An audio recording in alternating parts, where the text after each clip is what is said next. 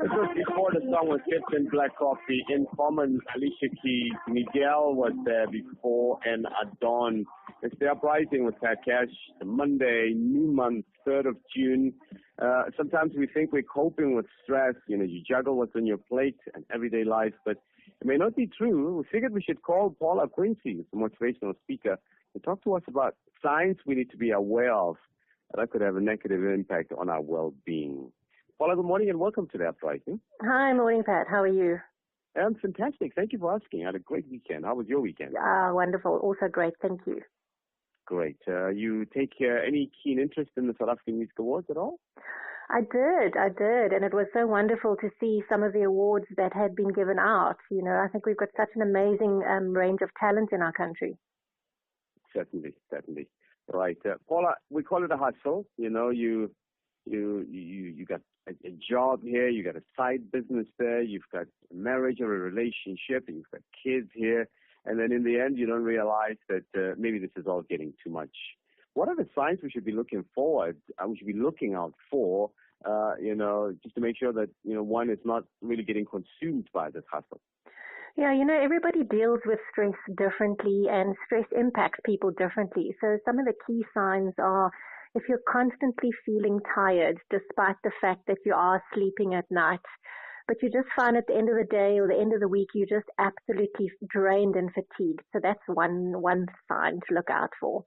The other signs, you're constantly snappy. So you're just aggressive and snappy at people for no reason whatsoever. You're just irritable and frustrated. That could be another sign. Just not being able to think clearly or make decisions or get things done. We often have these long to-do lists and we have all these great ideas of getting these things done, but when we look back at the end of the week, we've actually achieved very little or nothing. Yeah. Sorry, carry on. Yeah, and then some of the other signs is, just not really having sort of any motivation, not really feeling any sort of joy in life. Life just feels like a grudge purchase all the time. You have very little bouts of happiness or things that actually bring you joy anymore. So when you see all of these things happening with you or observing your own reaction, it says to you it's time to do what? To unplug or to go seek some form of counseling? I think it's a combination of both. We definitely need to unplug and take some time out and downtime for ourselves. And that includes detoxing from digital media devices and platforms, because a lot of the time we use that as an escapism, thinking that we're having time out, but then we live our lives through what people are posting on social media, and that can add to our stress as well, because we think that they're living these wonderful lives and our lives is just so bad, and that's not necessarily true. So definitely time out from devices and technology, some downtime where you just do nothing. So relaxation, whether it be going for walks, meditation, spending time outside, outdoors in the garden, or if you feel like you can't cope on your own, absolutely go and seek some professional help. Paula, I'm hoping that, people like yourself that work in the motivation space, you've interrogated this question. Stress has become a whole lot different with the advent of social media. I don't know about the rest of the world, but is this going to be a passing phase? Because this comparison is killing a lot of people. I mean, like you were saying now, we only post what's good on social media. People are celebrating only the victories. They don't show you the losses. And this leads to a whole lot of stress. You imagine that people are doing a whole lot better than they actually are. Do you think we will either get used to this or this phase will pass? There'll be something else.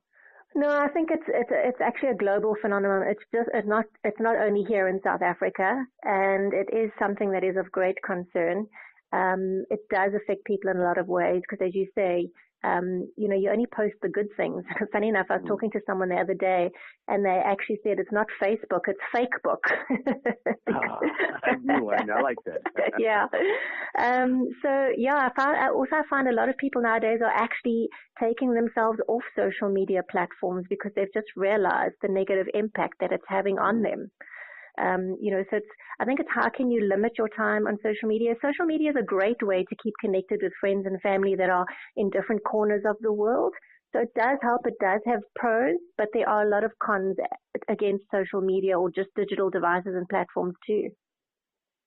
Paula, the other thing is, this is at least how I view it, and I could be wrong, is there is body stress and there is mental stress. I find that when I'm tired, I will develop like flu symptoms. We're not going to get into that space. We're not really in the medical space. Yes. And then, then there's just mental fatigue where the brain really just doesn't work anymore. Like you've been awake for far too long. Does the one necessarily mean the other, or is the one caused by the other? So as I said, everybody deals with stress differently, and our bodies react to stress differently. If you find that you've got neck ache, or you've got this constant knot in your stomach, or you're clenching your jaws, or you're getting headaches, stuff like that, that's your body absorbing and trying to deal with stress. Whereas the other forms of stress, the mentally emotional, is just, sometimes making silly mistakes, or walking into a room and thinking, well, why was I coming into this room? What was I going to do? We're not being conscious and fully present in the moment because we're on autopilot. We're either thinking of what did happen or has happened or what is going to happen, and we're not fully present in the here and the now, trying to cope and deal with stress, and whether it's work stress, whether it's family stress, whether it's just all these responsibilities that we feel we have on ourselves in today's modern world. Wow. We'll certainly keep an eye out for some of these signs, some of these reactions. Sometimes you think, I'm just going to go in there and I'm going to cut everybody short and I'm just going to tell them what I want. Meanwhile, you are doing so because you are genuinely stressed. Paula Quinsee, thank you so much for chatting to us as always. Looking forward to another discussion with you some other time. Thank you so much, and happy Monday to you and the listeners. Oh, that's a difficult one, but I accept it. Thank you. And to you too. Thank you. Thanks a lot, Paula Quinsee. Happy Monday.